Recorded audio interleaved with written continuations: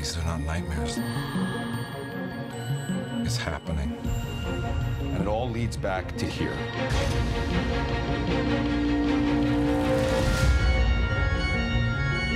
This thing. You said it was all in his head. And what have you done? Nothing. What is wrong with my boy? I don't understand. 11 what? She always did.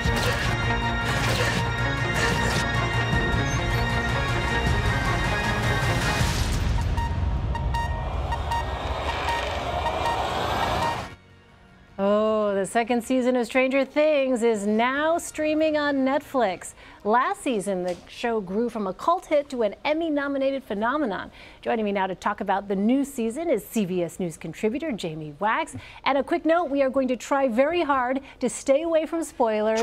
Try. Also, because I haven't seen the whole season yet, season 2, but we may not completely succeed. That's right. Don't blame us if there are spoilers. We're sorry.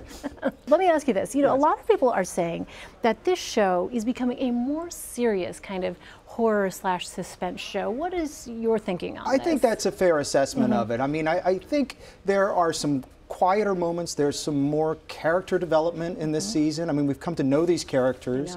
This all happened so fast for the production team, for the cast and everything, that the phenomenon was happening around them while they were figuring out if they were going to do season 2. Like in real time. In real time. That's crazy. I mean, the Duffer Brothers talked to me about how these kids changed from the kids they worked with on season 1 to becoming among the most famous actors in Hollywood. And so it was a very different process. And now we have a chance to have gotten some audience response to find out the storylines we want to follow and to deepen the relationship with the characters. So there are some slower moments and there are also some more standalone episodes, but I hope people will hang in there because particularly episode 8 and 9, the final 2 hours, is among the best Stranger Things that's ever been. That's quite the endorsement. Okay, so where does season 2 pick up? It picks up, well, it picks up oddly. I won't give a spoiler away, no spoiler. but it takes place a year from the disappearance of the character Will, back in Hawkins, Indiana, and you just sort of see that things aren't really settled or over as the final episode of the first season Things hinted. are not quite resolved. Exactly. So Netflix is giving fans something else to look forward to beyond Stranger Things, which is a Stranger Things after show. And this is the first Netflix original to get the after show treatment. What can you tell us about that? This is such a good idea to me, Elaine. You know when you binge something and you want to watch more about it, but you don't necessarily want to watch it all again. I would say don't treat this like The Talking Dead, which this is produced by the same company as The Talking Dead, very successful for AMC. It's hosted by Jim Rash, who's a great comedian, actor, screenwriter. Most people know him as the Dean in Community, but he's also an Oscar-winning screenwriter for The Descendants. So it's very intelligent, very lively conversation with the cast members, with the crew, with the Duffer Brothers often. I would say watch those episodes of the after show after you've seen the whole thing because the whole thing. Yes, they do get into spoilers about the later episodes early on. I'm glad you told us. So be careful about watching it like it's the regular television. It is a streaming endeavor. All right. Yes, like I said, I have to set aside time on a day off for this. But this new season features a new character, someone that you talked to, actor and comedian Paul Reiser. I know you had a really interesting conversation with him. How does his work on the show compare to other work that he's done? He seems absolutely delighted. I mean, he knows it's a pop culture phenomenon. His kids love it. His wife loves it. So to have taken 20 years off of his career after the end of Mad About You, to be with his family, switched his priorities, and then tested the waters of stand-up and told his agent he was available again for the first time in 20 years, wondered if anybody would come knocking. He's got 5 major projects going on right now, one of which is this.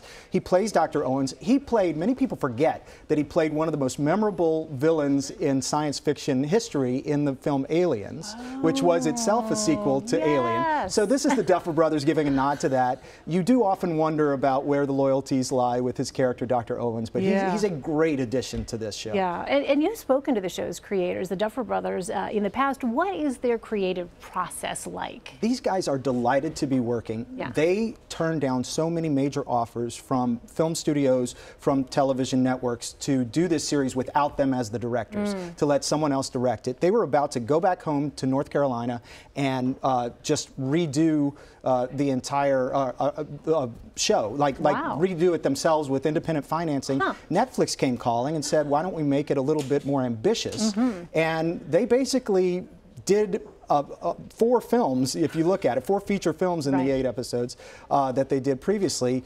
It's really amazing what they've done. They really want to make this something they would like, because that's what they did with the first season. They made exactly the show they wanted to. Their art, yeah. It is, and I think they're balancing fan response and reaction, which they care a lot about, and they look, because they're fans themselves, with what they know in their heart is right. They were prompted by some people to take a look at sort of rebooting the whole thing, making it more of an anthology, changing the story completely for season 2, like True Detective did, and Fargo and so many other series, and they pushed away from that, but they knew they really had to make something special and something that matched everything that everybody loved about the first season. All right, so speaking of taking in input from fans, there was a hashtag, Justice for Barb, last season, and I don't want to ruin anything, but basically it was a result of a plot twist in season 1. Yes. And spoiler alert, so turn off your ears if you don't want to hear this, but is there justice for Barb in season 2? I mean, it's not a spoiler to say that,